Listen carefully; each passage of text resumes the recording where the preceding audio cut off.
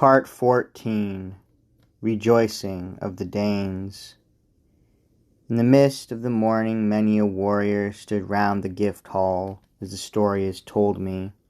Folk princes fared then from far and from near, through long stretching journeys to look at the wonder, the footprints of the foemen.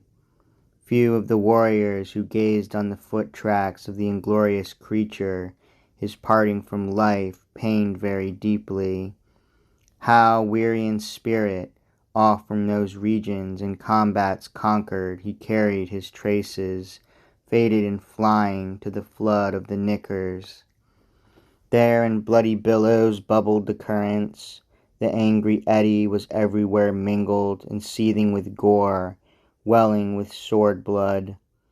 He, death-doomed, had hid him, when reaved of his joyance, he laid down his life in the lair he had fled to. His heathenish spirit, where hell did receive him. Thence the friends from of old backward turned them, and many a younker from merry adventure, striding their stallions, stout from the seaward, heroes on horses. There were heard very often Beowulf's praises.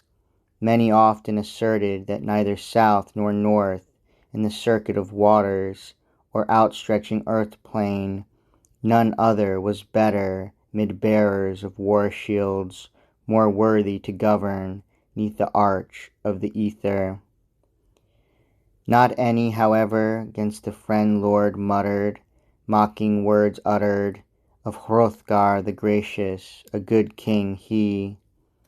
Oft the famed ones permitted their fallow-skinned horses to run in rivalry, racing and chasing, where the field ways appeared to them fair and inviting, known for their excellence. Often a thane of the folk-lord, a man of celebrity, mindful of rhythms, who ancient traditions treasured in memory, new word groups found properly bound. The bard after 'gan then Beowulf's venture wisely to tell of, in words that were clever to utter skilfully, earnestly speaking.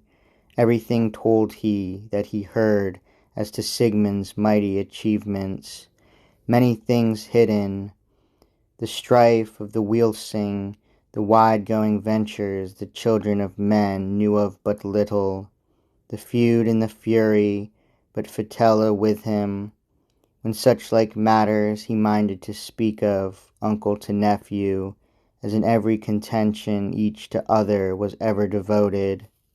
A numerous host of the race of the Scathers had slain with the sword edge. To Sigmund accrued then no little of glory when his life days were over, since he sturdy in struggle had destroyed the great dragon, the hoard treasure's keeper. Neath the hoar greyish stone he, the son of the Atheling, unaided adventured the perilous project. Not present was Fitela, yet the fortune befell him of forcing his weapon through the marvellous dragon, that it stood in the wall, well-honoured weapon. The worm was slaughtered. The great one had gained then by his glorious achievement to reap from the ring-hoard richest enjoyment, as best it did please him. His vessel he loaded, shining ornaments on the ship's bosom carried, kinsmen of wheels, the drake in heat melted. He was farthest famed of fugitive pilgrims, mid wide-scattered world-folk, for works of great prowess, war-troopers' shelter, hence waxed he in honour. Afterward, Hermod's hero strength failed him, his vigour and valour. Mid venomous haters to the hands of foemen he was foully delivered, oft driven early. Agony billows oppressed him too long. To his people he became then, to all the Athelings, an ever great burden. In the daring one's journey in days of yore, many wise men were wont to deplore, such as hoped he would bring them help in their sorrow, that the son of their ruler should rise into power, holding the headship, held by his fathers, should govern the people, the gold hoard and burrow, the kingdom of heroes, the realm of the Scyldings. He to all men became then far more beloved. He lacks kinsmen to kindreds and races, to his friends much dearer. Him malice assaulted, oft running and racing on roadsters they measured the dun-colored highways. Then the light of the morning was hurried and hastened. Went henchmen in numbers to the beautiful building, bold ones in spirit, to look at the wonder.